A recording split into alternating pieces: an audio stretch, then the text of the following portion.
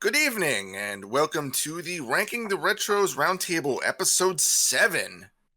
I can't believe we're already at Episode 7. But that's cool, because the further on we go, the quicker we're going to be getting out of these black box games. On this show, we are basically talking about NES games for this, shall we call it, season, anthology. I don't know, big words. But yeah, right now we're talking about the NES games because that's what a lot of us grew up with. Eventually, once we're done talking about every NES game, which it's going to take a little while, we'll figure out what to do after that. We got some ideas, but we'll cross that bridge when we get there. Without further ado, we have two friends on this panel, so that way you just don't have to listen to me just spout nonsense. We have Sammy. Good morrow. And we have Jerry. Hello there. How are you guys doing? Just dandy. Never better. I know we were just BSing for the last 30 minutes, but you got to make it official on the podcast, right? Yeah. That's right. Tell us how you really feel. Yeah. I got a lot to say about you, but I'm going to save that for later. We would need a podcast just based on that. So, I as we do, would not listen to that podcast. Wow. I would, because I'd probably laugh and be like, yep, he's right. I'm a jerk. As we do, well, first off, this episode is going to consist of 3 games: Balloon Fight, Donkey Kong 3, and Slalom. 3 very interesting games, I must say. I know I wasn't really a big fan of 2 of them, but maybe my opinion has changed. Dun, dun, dun. And there's your hook. Yeah, there we go. But I guess you'll have to keep listening to find out. But as we start off these podcasts lately, we have trivia questions. It's a shame that the one who decides that he wants to nail every stupid question is not here tonight. Fortunately, something came out a couple hours ago before we started recording. So Dan was unable to make it. And Jason has an impromptu vacation, so I hope he enjoys that. So right now the tallies are Dan has 7 points. Jason has 0. But he did miss a lot of the episodes, so there's that. And Jerry and Sammy, you were both tied at 4, so this is going to be your chance to break ahead and maybe even get ahead of Dan there. So I have a question. Okay. Did you come up with a name for this yet? Absolutely not. Noted. Do you have a suggestion? You Okay. have a buddy now? I see what you just did there. I put you on the spot. Now you volley back to me. It's a shame we're not doing a tennis. This is not the tennis week, so the reference doesn't really stick. But right, unfortunately, it does not. But I will think about it. We'll converse later. Yeah. So again, we have 5 trivia questions based on themes that come from the games that we've played for this episode. So, are you guys ready? All right, well, I'm going to take that sounds as a yes. Yeah. There's a couple multiple choice in here because, honestly, finding the trivia questions for this episode was a little bit of a nightmare. It was kind of hard, so I had to go a little out of the box for some of these. So, number 1. This is kind of a spoiler for one of the games again, because Slalom was developed by Rare. How many games has Rare developed for the NES? See, if Dan was here, he would nail the number spot on. I'm going to have to ask him these questions when I see him at work and see if he gets them. It won't count, but I'm going to have to ask him. How many games has Rare developed for the old Nintendo system? Well, since it's Rare, probably not very many. Ba-dum-ting. Too lazy to get up the soundboard. Jason's not here, so. That was awful. Not the pun, Sammy. Wayne's sound effect attempt. I don't know what you expect from me. You really shouldn't be expecting much.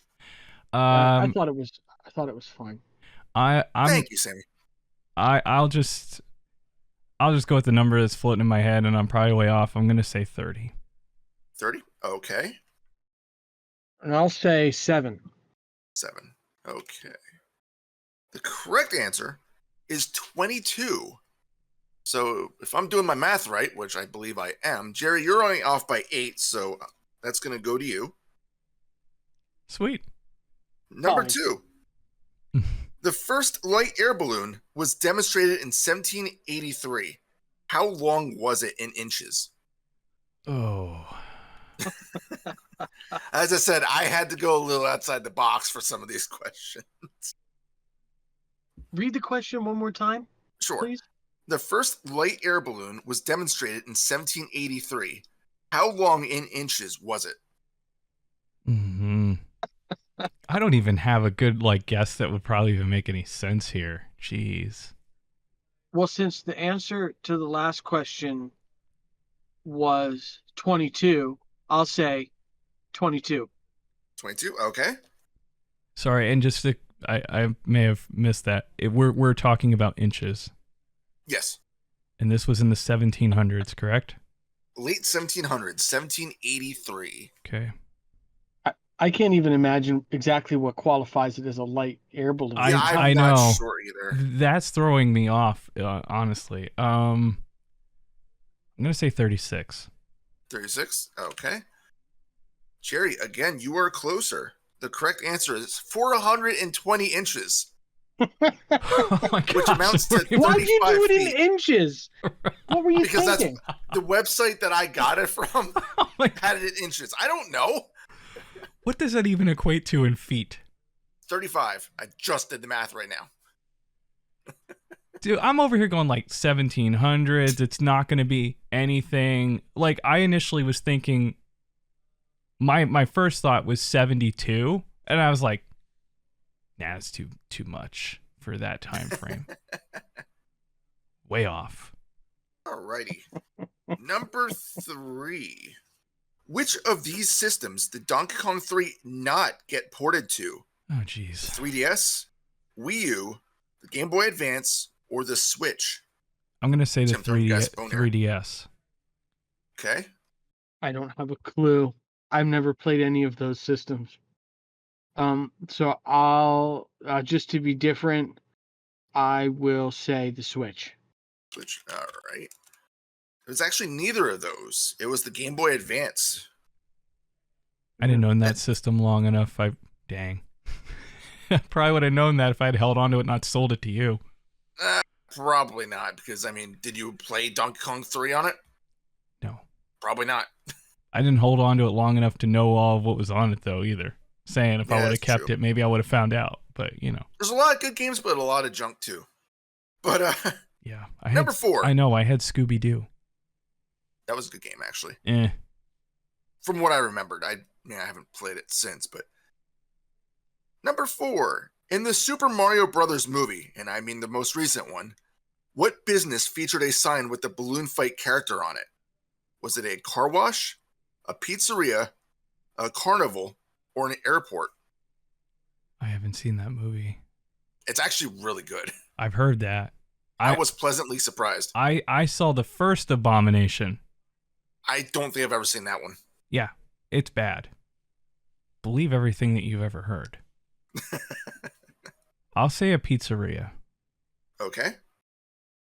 Or the pizzeria. This is like when they blindfold you and spin you around 5 times and then ask you to throw a dart. I mean, I love how you put it. You always have something to say about here. This is it equates to this. I love when you have your analogies. They're fantastic. I just needed to say that. God. I'm sure that dart would go flying from my head too. Intentionally. Case, yeah. If I could muster it. I'll say the carnival. Carnival. It's actually the car wash.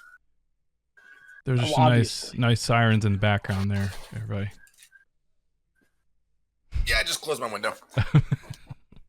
I heard that. I'm like, all right, that's definitely not gonna make it. Yeah, car wash. Okay. Dang. Finally, number 5. What Donkey Kong series character is not seen in Donkey Kong 3, even though its sprite is in the game's code? Is it Mario, Donkey Kong Jr., Pauline, or Elvis?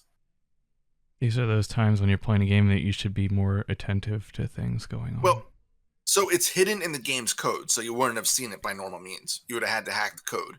Right, but what I'm saying is I'm going I wasn't really paying attention to all of what was going on the screen to be able to say Well, I remember that or that or that is what I'm trying to say. Mario, Donkey Kong Jr., Pauline, or Elvis? I'll say Donkey Kong Jr. Okay. And to be different, I'll say Elvis, just because I don't know how many chances I'm going to get to use that as an answer. I threw that in there just to throw you off. Ah, I took the bait. It was actually Donkey Kong Jr. Apparently he had a sprite with like different animations and stuff, but I guess they just never used it. So in that case, look at that. I hit brings, the dartboard after all. Yeah, there you go. And you're so just Jerry, a little bit dizzy. Total. Yeah. Well, that goes without saying. So yeah, Jerry, that brings your total to 6 and Sammy to 5. So it's still a very close race. So well done. Well done. Thank you. So let's move on to the real meat of the podcast, because, that's why we're here. We're going to talk about the games. So first up, we all decided we shall start with Balloon Fight, which is a interesting little game. It was published in the US on June of 1986. It has 2 modes. It has your basic mode, where you're flying around popping bubbles. And then as the enemies fall, you just kind of run into them and they die. And then you also have the balloon trip mode, which is you're collecting bubbles and avoiding, I guess they're supposed to be stars or something. I have no idea. But I'm going to open this up as saying, when I was growing up, I've played this game and I did not enjoy it in the least. I thought it was frustrating. I thought it was kind of boring. I just didn't like it. But playing it for this episode, it started to grow on me. I wanted to get a little bit further. I wanted to learn the game a little bit better. And every time I hit continue, well, not continue, but every time I started the game up, I felt like I got a little bit further. Basically, the game is pretty much the same as Joust, if anybody's ever played that in the arcades. It's just instead of a fighter with a lance on a ostrich that flies, you have these 2 balloons strapped to your helmet, and then you literally flap your arms to fly up and run into the others. Your whole goal is to pop their balloons before they pop yours. The big difference is if you fall to the ground without any balloons, you cannot blow the balloons back up like the enemies can. So that's kind of the hook there. So what did you guys make of this one? I enjoyed this. I don't remember playing this at any point in my growing up. If I did play it, I don't remember it. I know I didn't own it. I'm just trying to. Because I was actually thinking back. I was like, did my cousin own this? Because that was usually that would be a time when I would have played it if I would have played it at all. But I got to. I don't know about everybody else, but I got to phase 5, and I think I got like 42,000 points. I want to say, is what I ended up with. I think I got to about phase 12 or so, but I only ended up with like 53,000 or so. Like I got pretty far. I was actually kind of surprised. Let me boot it up and see just how far I got. I mean, as far as like how it played and stuff, to me, like I said, it was an enjoyable title. I didn't find it to be clunky or anything like that. I really feel like I'm kind of like with Jason. I'm always looking at like the technical end of it. Like how are the controls? Are they responsive? Are they laggy in any way, like unnecessarily? And I didn't really find that to be the case. I actually would say that for me, this was one of the more enjoyable black box games to play. I would agree. And I'm looking at the video, and I probably way overshot what phase I was on. I was only on phase 6, so I didn't get much further than you. I mean, like the various obstacles, especially when I got to like phase 5, which is where I couldn't progress any further. But, even leading up to phase 5, I just like the variety of the obstacles, and like the lightning with the clouds and all just added a nice challenging element to the whole experience. And I played this the most out of the 3 games today. So for what that's worth. Another thing I did like with it, as I'm watching, and I forgot that I started doing this, was when you start the level, you can rush and defeat the enemies before they even pop or get the balloons all inflated. Yeah. So you can kind of get a head up on everything if you're quick enough. I could usually get to And like 2 enemies when they were still inflating their balloons.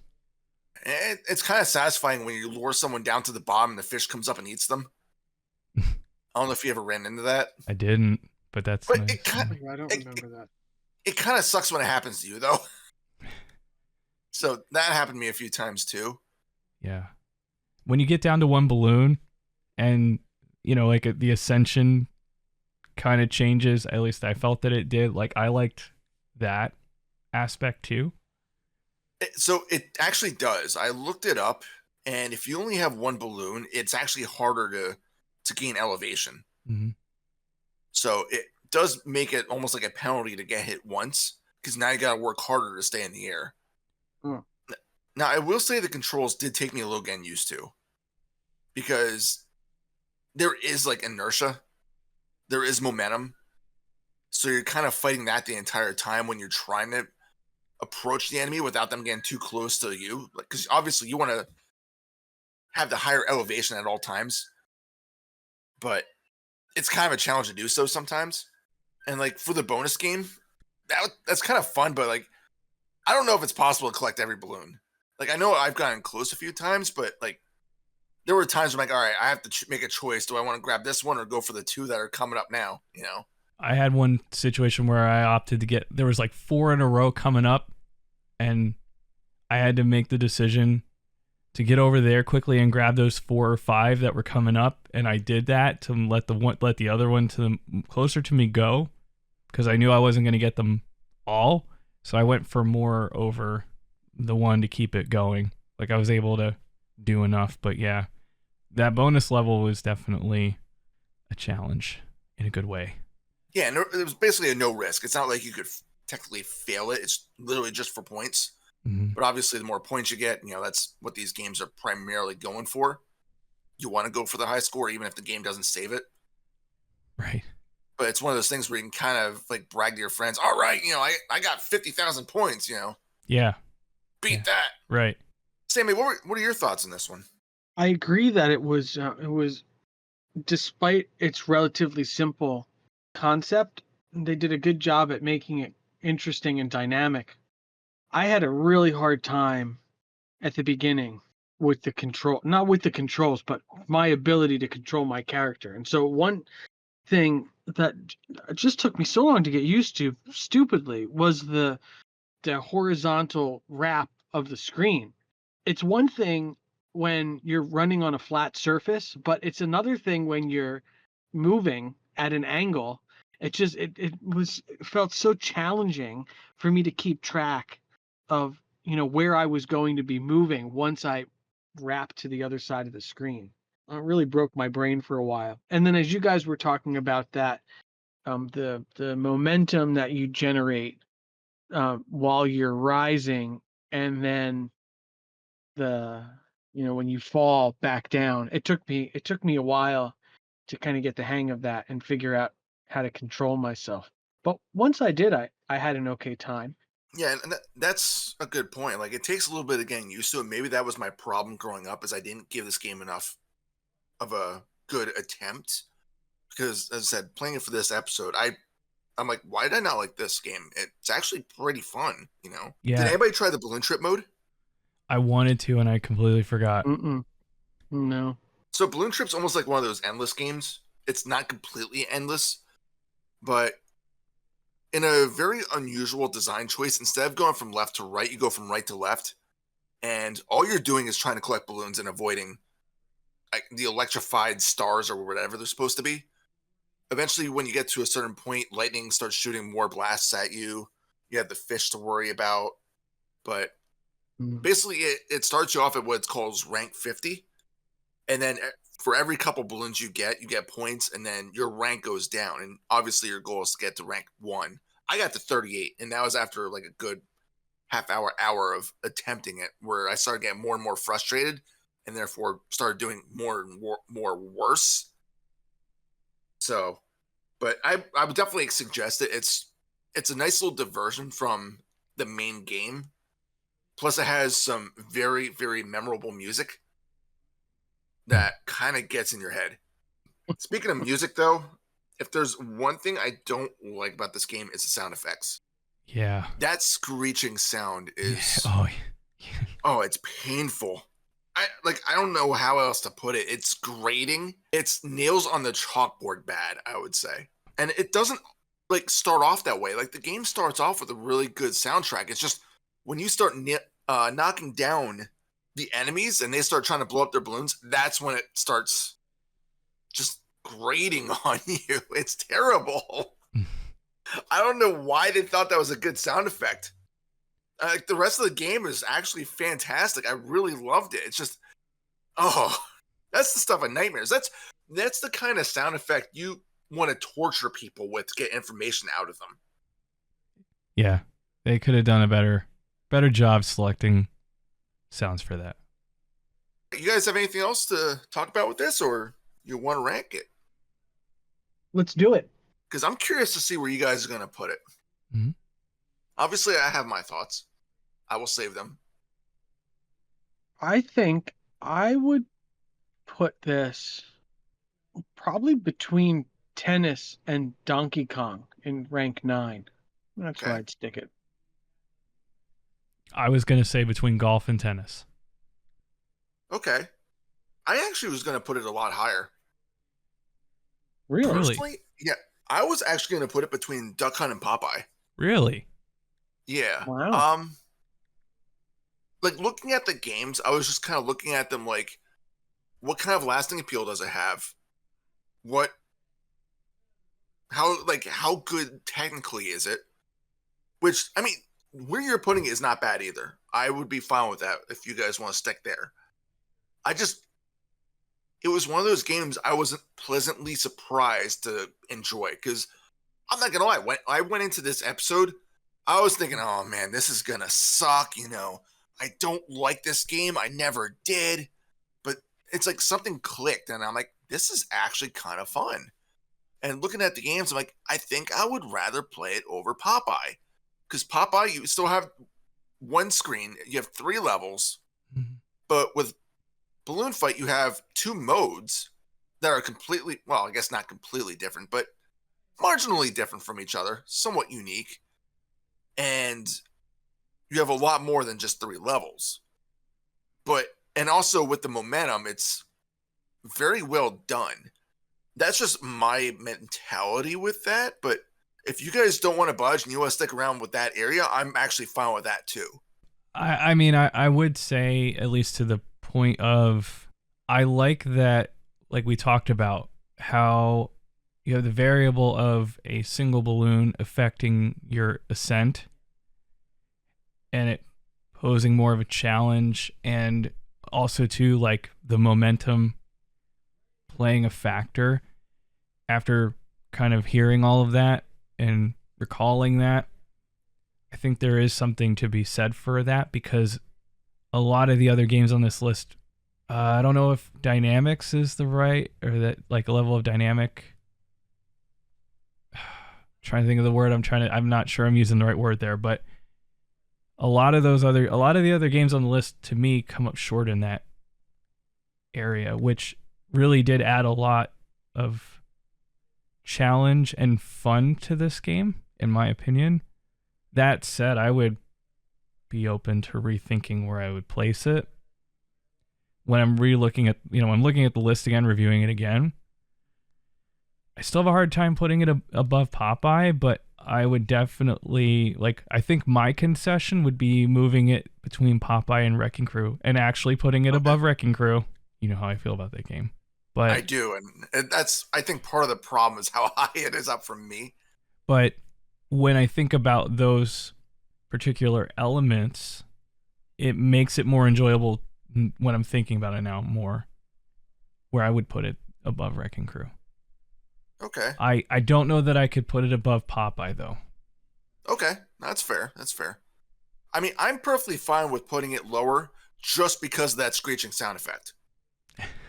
It does lose a few points. Yeah. If it wasn't for that, I'd say between 1 and 2. Hands down. Not really. I'm joking. You can sit back down. But I mean, I'm fine with Popeye and Wrecking Crew. If you're fine with that. Yeah, I know you haven't absolutely. played Wrecking Crew. I have not. I mean personally, I liked golf better, but Jerry presented some good arguments about the quality of the game. Yeah, so let's do it. Perfect. All right, Balloon Fight, number 6 out of 19. Still a very good result, I'd say. Because we have some stinkers on the list and we have some good games on the list, so. Which I like this. That's the whole reason why we're doing the black box games out and getting them out of the way. It's rough. A lot of them are not really holding up to the test time, but it sets a baseline. So Balloon Fight, number 6, between Popeye and Wrecking Crew. So, second game on the list, we have Donkey Kong 3. It was released in June of 1986. Now the hate shall come out. Because as much as I love Donkey Kong games, I am not a fan of Donkey Kong 3. So, it's another one-screen game. Mario, surprisingly, isn't even in this game. You play as Stanley, the, what's it called? The bug killer guy. The exterminator. There we go. I was trying to think of the word. I want to know where the story for this game came from anyway. So, Donkey Kong infiltrated a greenhouse, and now all these bugs are going after Stanley's crops. So now Stanley has to chase Donkey Kong away with a bug sprayer. I don't even know where to go with this. You know, when you actually verbalize it, it sounds even more insane, doesn't it? Somebody was on something. They must have been smoking, or they must have been fumigating their house or something with all that bug spray. And they're like, this would make a fantastic game. Is that Donkey Kong over there? It really, when you actually say it, it's not computing in my head because it doesn't fit the theming of Donkey Kong and DKJ. It's funny, is you just stole my next note out from me. I appreciate that. I'm glad I'm not the only one who noticed that, but it is. It's a vast departure from it. The only similarity is that it's a single screen platformer, of which there's only 3 levels. Like 2 of them, I think, rotate, but there might be 4 levels. I think there's only 3, though, if I counted right. And one of them is a joke. Yeah. Jerry, me and you were talking about this a little bit before the podcast, how like the one is just a joke, the middle level. It really we'll is. Get to that. Really is. So basically, the way the game works is Donkey Kong is on the top of the screen, as he usually is, and he's slowly climbing down these vines, which are hanging in the greenhouses for some reason, towards Stanley and his crops. All while all these bugs are kind of flying around and crawling near Stanley. Stanley's whole point is to avoid the bugs, avoid the coconuts that DK sometimes throws, and use a bug sprayer to chase Donkey Kong up to the top of the screen. If he gets to the 3rd stage, Donkey Kong's head goes through a beehive for some reason, and then you loop and keep going. I'm just going to say it. Why are we spraying bug spray up Donkey Kong's ass? I did find it strangely erotic. Oh no. We really didn't go there, did we? I'm glad we did, because it's... And if I do say so myself, Donkey Kong did not look particularly displeased. You know what? Maybe it has the same effect as an enema. I don't know. Well, oh, okay. Yeah, you're not wrong. Wow. Well, that's not what I envisioned we were going to be talking about today. Cool. All right. But well, you never know. Exactly. You never know on this podcast. You come from some lowbrow humor. That's what we're here for.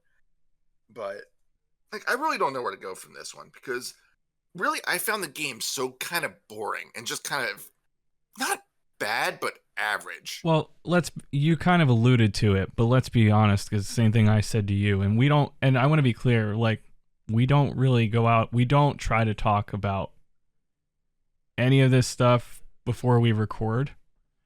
But I said it to you yesterday in that level 2 is a joke. Yes. You can get a perfect within 10 seconds of being on level 2. That's not even level 1. Level 1 is more of a challenge than level 2 is. I think the reason why is because in level 1, there's like a little like power spray icon at the top of the vine. If you get Donkey Kong up high enough, you can quickly grab that power spray, knock Donkey Kong up to level 2, and then that spray keeps going between level 1 and 2. It's time based. So you can go to level 2 and just use that power spray and just rocket him right to the moon. He must really not like that power spray. Or maybe he finds Would it you super like erotic. it? I don't know. I probably wouldn't. Can't say I've ever gotten bug spray up the bum, but I don't think I want to encounter that interaction, you know? Right. Well, don't knock it till you've tried it, I guess. I guess so. But I will say I did die once in level 2 because the bug started, it was on a couple of loops later, and the bug started like coming together in the middle of the screen. So they were literally blocking my shots to Donkey Kong. So it's like I was helpless. I couldn't do anything. And then I learned on subsequent loops to just spray the bugs on the outside and then go right to them. I found like with level 3, what was that? Like there was that bee that had a stinger. I don't know what bee was. Oh, that one was a nightmare. And I died every time because of that. Because when you would hit the bee, like it would just split off into a bunch, and I always got hit every time. Yeah, you really had to time your shots for him. Yeah, I couldn't figure it out. I think the other problem with this game, and I think something that would have actually helped it be a little more enjoyable, is that you can only shoot vertically in one direction. You can't really aim your shots. All you can do is move Stanley around a little bit, but all your shots always go straight up. I think if there was a little bit of like a diagonal that you could do, it probably would have alleviated some of that and made the game a little bit more fun. I don't know how much more fun it would have made it, but I feel like that would have helped at least a little bit. Interesting. I mean, I do have one positive to say about it. I felt like out of the 3 games, being DK and DKJ, because we're not talking about the other one, I had no issues with the controls. Like everything, this was a big contrast to me compared to Donkey Kong and Donkey Kong Jr., where I think Jason said last week, I think he called the controls sticky for Donkey Kong. I believe so. And this to me felt, I was able to go up and down and move very quickly. Like the game felt more fluid compared to the other 2. I really took notice to that. Again, I must be a nerd for that stuff. I don't know why, because I don't necessarily pay attention to that stuff when I'm playing like modern games. But for some reason with these I am. And so I was pleasantly surprised when it came to that aspect of it, because going into this, I thought this is going to be another clunky Donkey Kong game, but it was actually on that end of things that it wasn't that at all, even though the story makes absolutely no sense. And it really makes me want to go back and like go through Donkey Kong lore to like try to see if I can understand why this was or how this fits. Because, correct me if I'm wrong, but I don't think that we ever have seen a variation of this again as far as this character lineup, correct? Correct. I don't believe Stanley was ever featured in another game other than a cameo in like one of the Smash Brother games. So, well, every Nintendo IP ends up in that title. So yeah, so this was pretty much the end of Stanley. Unfortunately, he had to retire after this. It was so traumatic for him. I mean, I think I'd be traumatized too if I saw a massive gorilla crashing through my greenhouse with a bunch of bees flying at me, and I had to use bug spray to spray them out of the way. I think I'd be a little scarred too. I might end up in a psych ward. Stanley did go through a lot. Yeah, and the game does get chaotic too, so that doesn't help matters any. Like when you get on the later loops, like there's a lot more bugs, a lot more of those stupid stingers flying all over the place. There's a bug that just like, once it gets to your level, it just flies straight towards you horizontally across the screen. Those are a nightmare to defeat. But the easiest way to play the game, unfortunately, is just stay in the center of the screen and just keep smashing the spray button. Yeah, and there's that's what I found worked for me. Yeah, there really isn't much in the form of strategy of this game. Whereas, like Donkey Kong stuff, there are different strategies you can employ. For this, there really isn't. Like, it's pretty obvious. You just stand in the middle and just avoid the bugs as much as you can. You know, spray them when they get close, and then just keep spraying Donkey Kong. Now, I did say that. I will say that I got to round 16. So that's what, like 5-6 loops in. So I did play the game for a little while. It's just a lot of it was just going through the motions, though. And that's the sad thing about it. Like, I didn't really have a lot of fun playing this one. But anyway, going back to your comment about, noticing sticky controls and all that with modern games, we expect better of modern games, I feel. With the way technology has advanced, we expect games to be smooth. We expect them to go at 60 frames per second or higher.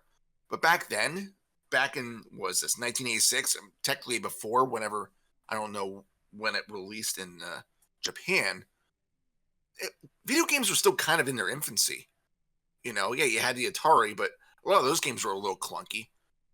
But it was to be expected. You had a joystick and one button.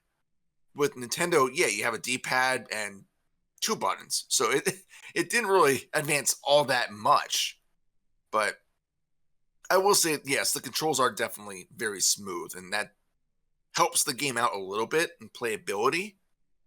I do feel like if it maintained the clunkiness of its predecessors, it would have been an even worse experience.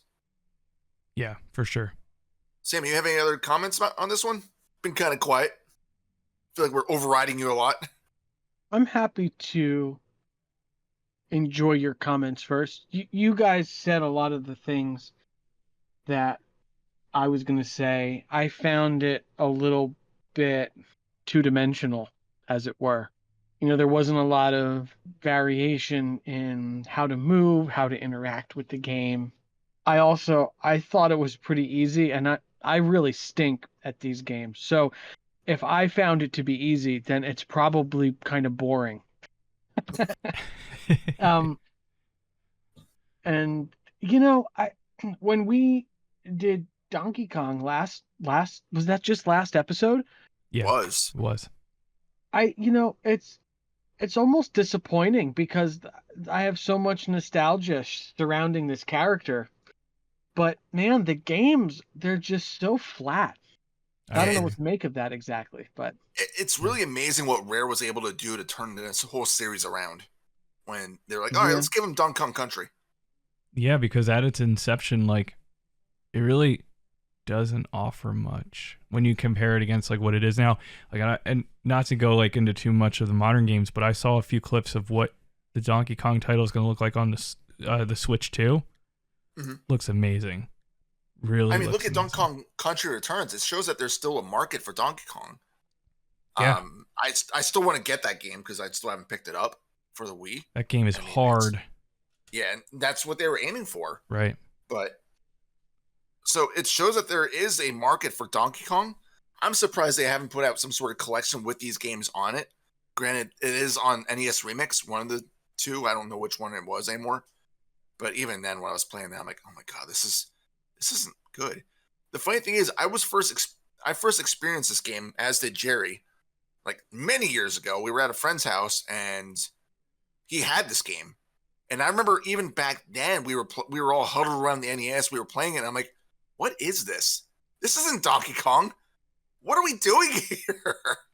See, you say that, and I still don't remember being there. Yeah, I don't know how I remember.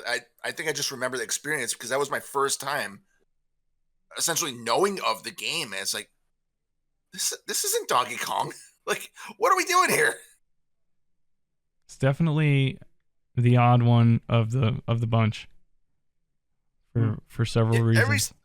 I guess every series has to have a black sheep, and this is Donkey Kong's. Well, at least it's one of them. I mean, there is Donkey Kong Jr. Math. So, with that said, unless you guys have any other comments to make, I feel like we should wrap this one up and figure out where to put it. Yeah, I'm good with moving on with the rank here. Mm-hmm, me too. So, Sam, it's your turn. Where would you put this game? I'm so sad. I think I would put it, I think maybe in rank 12 between Gunshoe and Ice Climber. Okay. Although now that I think of it, I didn't really like Ice Climber that much, but mostly because I couldn't quite figure it out. But I think the game is objectively maybe a little more interesting. So now I'm waffling, and maybe it should go below Ice Climber. Okay, so you're thinking now Ice Climber and So Gyromite. that's what I'll settle on. I'll put it Okay. between Ice Climber and Gyromite. Okay. Because you were kind of close, I'll go next. I was gonna put it between Donkey Kong and Gumshoe for the sole reason that Gumshoe requires a zapper. Yeah. That's the only reason why. Otherwise, I would have put it between Gumshoe and Ice Climber myself. Yeah, I could see that. In my memory, all of those games they're very difficult to rank. That little group, so I could understand. Jerry, what are your thoughts on this? So despite that the one title requires the zapper, I would still play it more than DK3. Okay. And I really don't like the other one, and I want to see the damn thing fall further down the ladder. So I was gonna put this between Gumshoe and Ice Climber. You know what?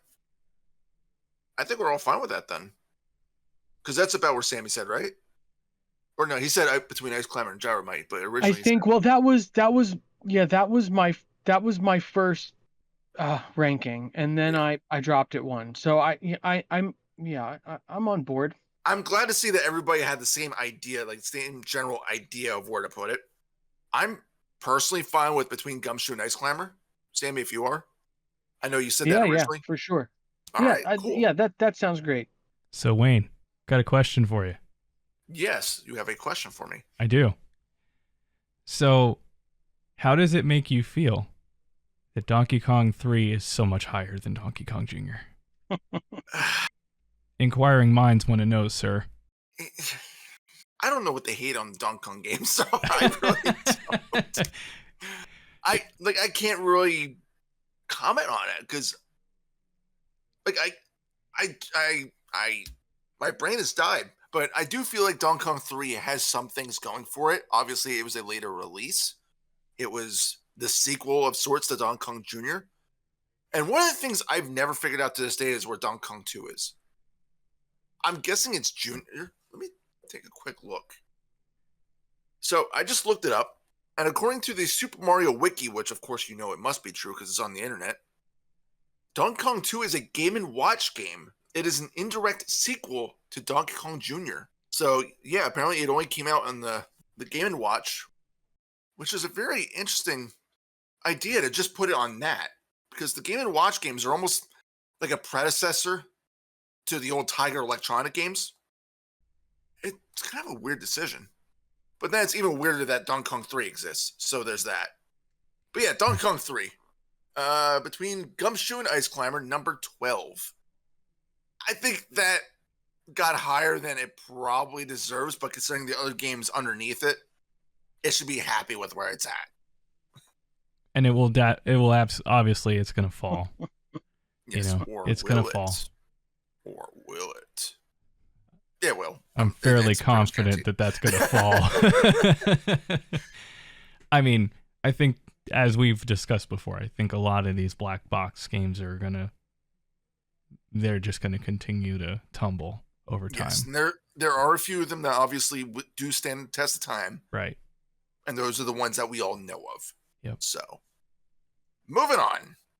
Final game of the night is Slalom, released in August of 1987. And this was, as I alluded to earlier, this was the first game developed outside of Japan for the NES. It was developed by the British company Rare, who, coincidentally enough, went on to make Donkey Kong Country. And what a job they did. Rare was first more about computers. I think they did a lot of their games on the ZX Spectrum, which is a British computer. I have the Rare Replay on Xbox One, and I pretty much the only reason why I really wanted an Xbox One. But I've played some of those games, and they're actually pretty solid as well. But believe it or not, that was the first time I ever experienced this game, because it was on that collection. And I was kind of blown away with how smooth this game is. Basically, you pick one of 3 courses, and your goal is to get to the end before your time runs out. It's that simple. From what I saw online, Rare originally pitched this as just a simple racing game to Nintendo, but they had some sort of complication with how to do the graphics. I guess they had to keep everything white due to the memory at the time. So that's why they decided to go with a skiing kind of theme. And that's where Slalom came from. But again, I was kind of blown away by the smoothness of the gameplay. It's all from behind the skier's back. You're zooming down these slopes. You have things in the way, and there's no jerkiness to it. For a game released in 1987, it blows my mind. Simon, let me start with you this time, because I feel like we keep starting with me and Jerry, and then all your comments get taken away. So what did you think? What were your thoughts on this one? Well, I really had fun playing it. And actually, it kind of gave me some like Mario Kart vibes a little bit. I think that it was pretty smooth. The one thing that took some getting used to, though, is that when you turn or when the track turns, you can only manipulate your character by, I don't know, like 12.5-degree increments or something like that. And so it took me a while to get used to exactly how to handle that, and how to predict the turns, especially because you can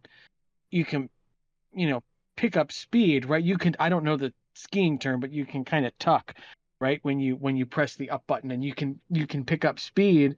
And so it changes, to the game designer's credit, it changes how you handle corners. And so while it was fun once I got the hang of it, it really took me a long time. I also forgot the first several times that in Slalom you have to go between the goalposts, Mm-hmm. which shows how much I know about skiing. Because the first couple of times I was kind of avoiding them, and then I had the realization, I'm like, oh, they're in pairs. I'm supposed to go between them. So I felt kind of like a moron. But I really I thought it was pretty cool. I had a good time. What'd you Kind of guys think? weird. Oh, what I thought was kind of weird, since you mentioned the slalom posts, like the gate posts, whatever they're called. Like, Uh-huh. you lose speed whenever you don't go through them, but you gain speed when you do go through them. Like, how does that work in this game? Like, does your guy be like, oh, I missed one. I guess I gotta slow down now. You I'm know? not sure that I noticed that. Yeah. I'm not sure I If noticed that I went faster when I went through them. mhm. And Interesting. really, that's the best strategy again, the best times in making it down there is by going Oh. through the goalposts. I don't know what they're actually called. I'm not a skier. I'd probably break my neck if I tried. They're just But flags, really. I think oh, they're okay. just kind of referred to as flags. I think. I mean, it sounds about right. I mean, they are flags, I guess. But I yeah, did. I did some of them like. are difficult to get through. I did like the fact too that you could hit the moguls, and then Oh you would go yeah. airborne on the if you hit the moguls. So that was fun. I like that. That was a nice added touch to that game. I Yeah. read it in I think it was like a manual or something, where if you get enough points from hitting moguls, because if you hold, I think it's down, you do like freestyle moves, which doesn't really do much, but kind of looks cool until you fall over because you don't let go down quick enough. But if you get enough points, apparently in the next race, there are no opposing skiers at all. It's just the other obstacles. I didn't run into that myself, so I don't know how true that is. I read it on the internet, so again, it's got to be true. But Didn't the points earned also convert to additional seconds for the next run? I believe so. I never was able to really confirm or not, because I never really took notice. Okay, so was anybody ever able to finish any of the 3 courses? No, like all of them? No. Yeah, so basically No. there's eight I guess we can call them tracks, 8 legs per course. I was never able to make it through all 8. Yeah, me either. Same. I did not. And Mount Nasty is a bitch. Yes, it is. Blew me away how difficult that game got. I played that first. Oh, of course you would. That was a mistake. Don't do that. But that's the other thing that I liked about this game is there's a lot of, I guess I can't really say there's a lot of variety, but the challenge level is definitely scaled correctly.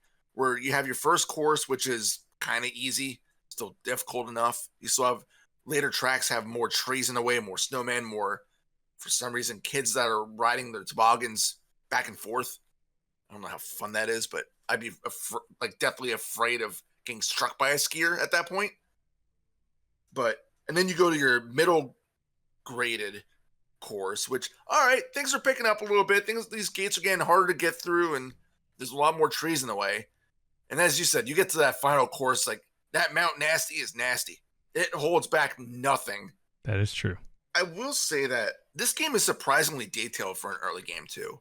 It's hard to say that it uses a lot of color, but I feel like it does, outside of the way of the snow, obviously, because all the sprites are detailed very well. It's not just like blocky creatures that you see going back and forth. Like, it looks like there's enough art put to the game to make everything stand out. Like, there's no question of what any obstacle is. I agree. Of course, going with that detail level, again, can't be around the bush here. That dude's butt is way too sculpted. Can't say I noticed, Wayne. It reminds me of the Simpsons episode where nothing at all. Exactly. It feels like Stupid I'm wearing sexy nothing Flanders. at all. Nothing at all. That's what it reminds me of, because it's even the same color. Jeez. And I would be wrong to not mention the celebratory dance you get at the end of a leg. It makes me laugh every time. Like, you cross the finish line and he lifts up his poles and he's like dancing away. Although the way he's like looking up, it looks like he's howling in pain. But that little jig he does just makes me laugh. This dude is having the time of his life.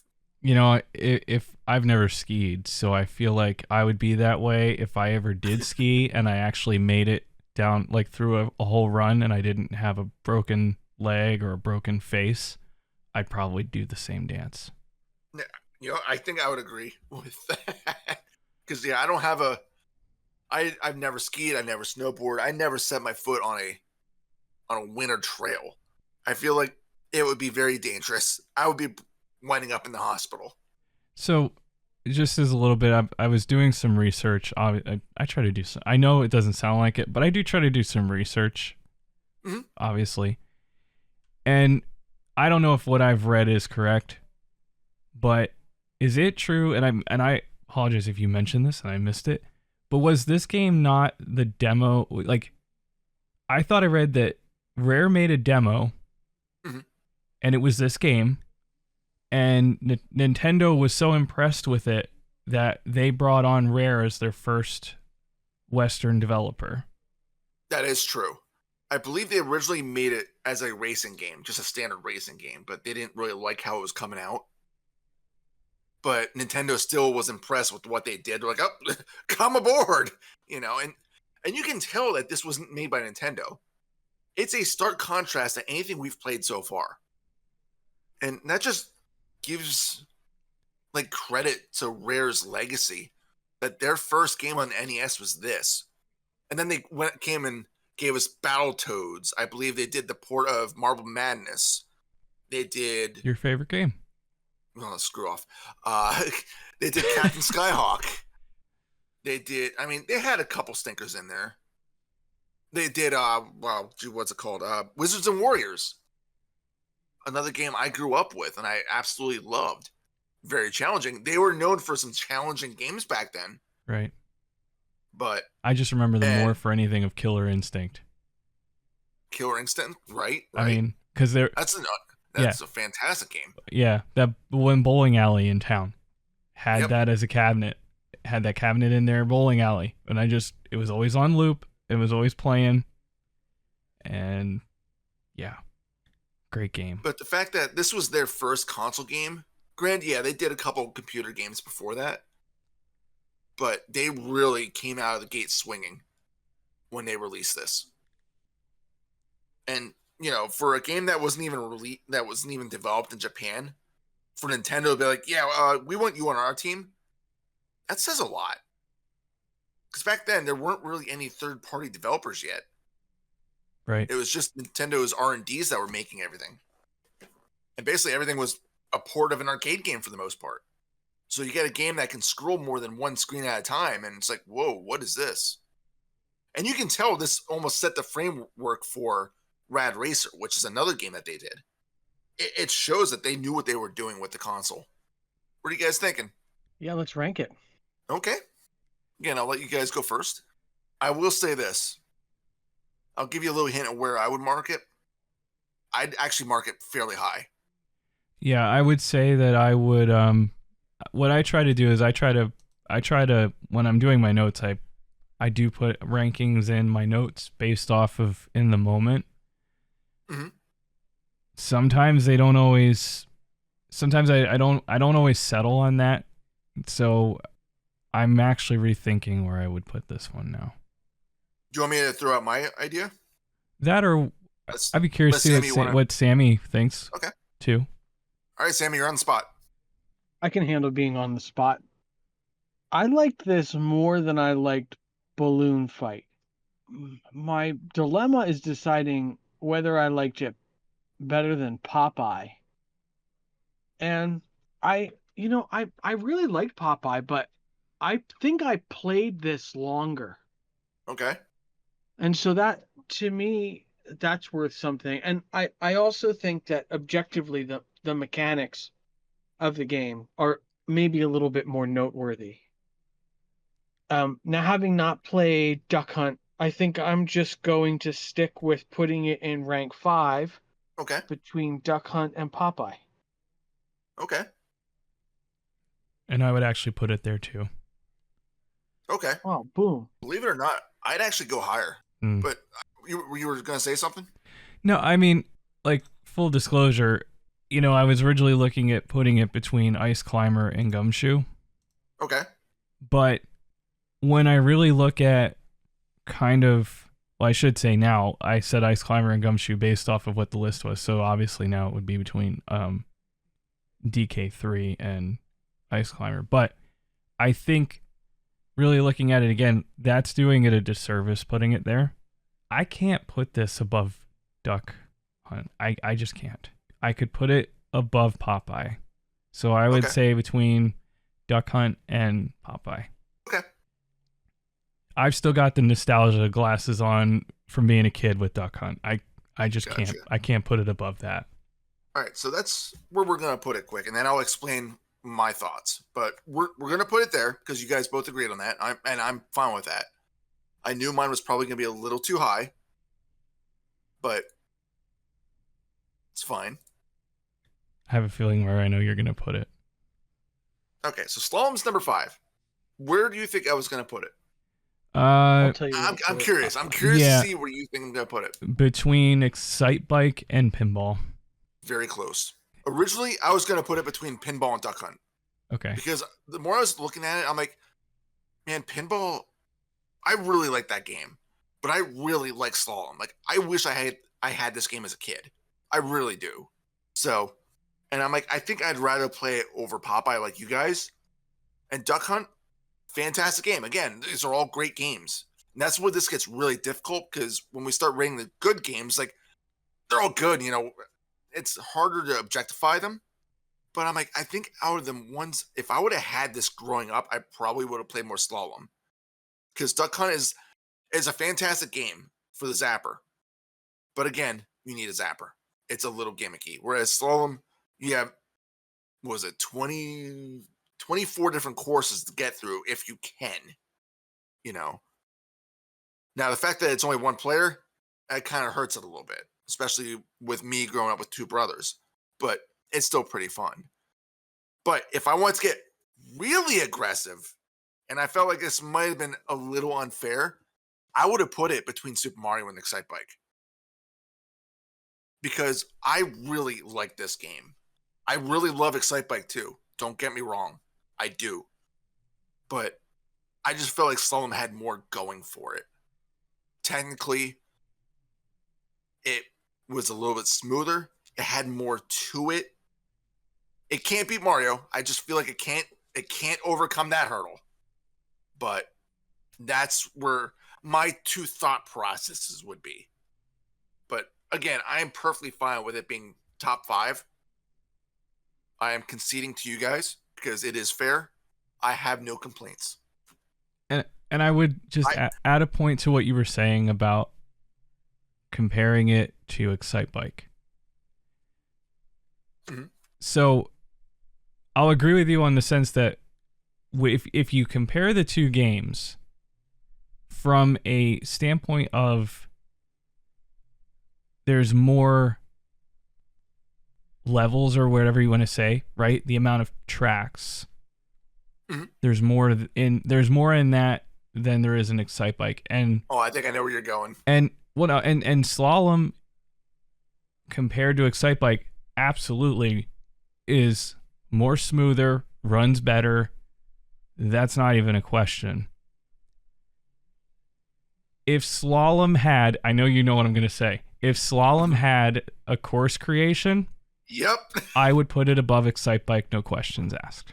Wow. So for you, that course creation is the defining factor. It adds so much to Excitebike, and given the time in which Excitebike was out, the fact that we had the amount of creative freedom that we had in a game like that, it wasn't like they gave us like 3 jumps to put in a course. Mm-hmm. The level of the ability it gave us to create our own custom tracks. You could put that in now, and you and I could sit down together and play that and build tracks, and we would completely just wreck each other trying to make them as hard as possible. And that's what we did back then too. Right. You have no idea, Sammy, unless you've played the game. I mean, that is. I don't, but I'm imagining.